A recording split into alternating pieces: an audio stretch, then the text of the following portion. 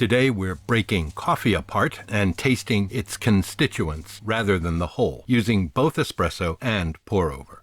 In the distilling industry, there is a practice of isolating the heads and tails of a run, keeping only the middle cut or hearts. Heads and tails contain undesirable compounds that evaporate at either higher or lower temperatures than ethanol. I'm doing this for a similar reason, which is to taste the differences between the first, second, and last thirds of a shot or a pour-over. What flavors come out of the coffee during these stages? Is there anything of practical value we might take from this, or is it just academic? A good question. Stick around and find out.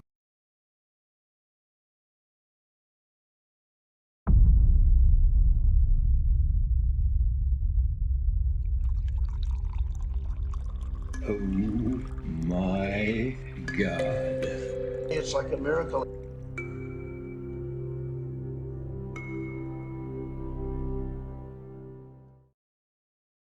First, I should say I'm not doing any kind of science experiment here. Science happens in laboratories, special places where every conceivable effort is made to eliminate, control, or account for environmental factors, while measuring and observing with equipment that's built to extreme tolerances and calibrated meticulously.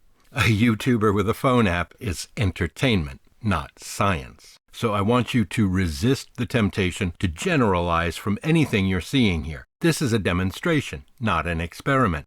I'm using only a single coffee sample, which might be very different from anything you've got on hand. My water is different from yours, my equipment is, and so on. I'm showing you this because I honestly believe you ought to try it yourself. You might encounter a real surprise. I'm going to start with a couple of giant shots using this Franken basket. I shouldn't call it that. It's really nicely made by IMS. The holes are spaced closer to each other toward the center. Why? Why do they do anything with coffee equipment? To reduce channeling and guarantee a perfectly even extraction. Okay, I chose this because my everyday basket is rather small and it would make this demo a challenge. I see the portafilter ring is narrow and it curves in at the bottom, but I do get away with it. The basket is just seated. I'm using a very dense, hard coffee, roasted to the outer limit of medium, pulled just before the start of second crack, just to trigger the tea drinkers. Because I kept it out of second crack, it remains very dense and hard, which means that the dose needed to fill the basket here weighs a whopping 28 grams. The reason for such a big shot is so that, as I swap the cups, my reaction time won't influence things too much. I will pause the shots, of course, but they still run a bit.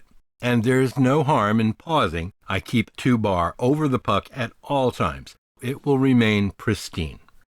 This is a 28-gram dose with 45 milliliters out, divided into 3 15-milliliter segments. The first one is slow with a fairly fine grind. That will be followed by a faster one using a coarser grind. And we'll see if that makes any real difference in the context of our research here. I won't be tasting blind. That would be a superfluous gesture since it's impossible not to know which sample you're tasting. So for the slower shot, all of the bitterness and acid seems concentrated in the first third. But that's also where I find the most body, sweetness, complexity, and depth of flavor. The fruit component is what you would expect in an extended medium roast, like dried fruit, figs, currants, dates. And there's this great toasted bread undertaste going on. What do I think about when I taste it? Well, I would say toast with jam and butter. Too bad it's impossible to enjoy thanks to the concentrated bitterness and acid. The second third is light-bodied, but all of the previous flavors are there, with noticeably less bitterness and acid. It's balanced better, but I miss the texture and intensity of the first third.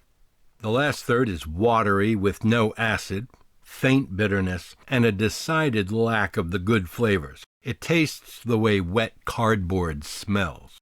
It's certainly not going to contribute anything good to the shot, so I might want to cut it off at 30 milliliters and add 15 milliliters of hot water good enough to brew with. I found it interesting that the last third of espresso, and also the last third of pour-over, which we'll look at in a bit, contains almost no bitterness. The conventional wisdom has it that the bitterness is concentrated in the tails, but that's never been my experience, and I mean that more broadly than just today's illustration. So the second shot ran a bit faster, and I would say that, in the context of what we're evaluating here, it showed the same tendencies. The flavor overall was a bit brighter, which, for the first third, was not a good thing at all. I have the same urge to stop it at around 30 milliliters and add a little splash of hot water to make a nice plain shot. Tasting the portions individually with added water was interesting. The first third benefited immensely. The second lost character because it got too diluted, and the last third was just more disappointing. This was true of both shots. Let's try a pour-over. Did you know that if you haven't got an electric kettle, a nearby coffee machine can be handy? The steam wand can supply some heat if the brewing water should cool down too much while you're fussing around with the rest of the rig. Same coffee sample, same basic approach. 30 grams of coffee and 450 milliliters out, divided into 3 150 milliliter batches, or thereabouts. Well, this is boring. The effect of separating thirds is very similar to what I saw with espresso. Lots of deep, complex flavors up front, with lots of body and sweetness, but it was also very bitter and sour. The next third was more balanced, but thinner and less complex. And finally, a virtually flavorless tail end, which again lacked the expected bitterness. So I'm wondering, might this idea of bitterness at the end have originated with the old recirculating percolator coffee pots? I did taste each pour-over sample with water, not on camera, but I can report that the most enjoyable sample, again, was from the first runnings diluted with water. The next two samples tasted progressively worse when they were diluted. I wasn't sure when I started that these tests would be of much practical use, but to be honest, I'm tempted to make a habit of brewing, say, 200 milliliters and then topping off the carafe with 200 or 250 milliliters of water for a 30-gram dose. I mean, if that is the ideal ratio for whatever coffee I might be using at the time. So this, well, what should we call it? Surely not an experiment.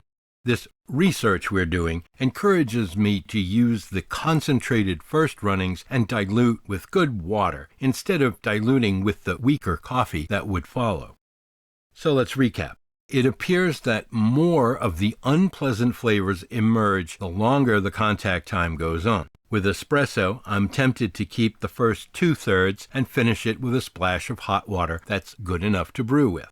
With pour-over, I'd be inclined to keep only the first third, or maybe the first 2/5, and add hot water until it tastes just right. In both cases, basically using the coffee as a flavoring extract. And I have started doing that because it's not difficult or inconvenient, although it will be a couple of months before I have any results to share. It takes quite a while to develop a large enough sample size under enough conditions to draw any generalizations. If you've never tried this, I would recommend that you give it a go with your favorite coffee and see if there's anything to it. I can't tell you what to expect, but I can tell you you're going to notice something. This creates very real differences on the palate.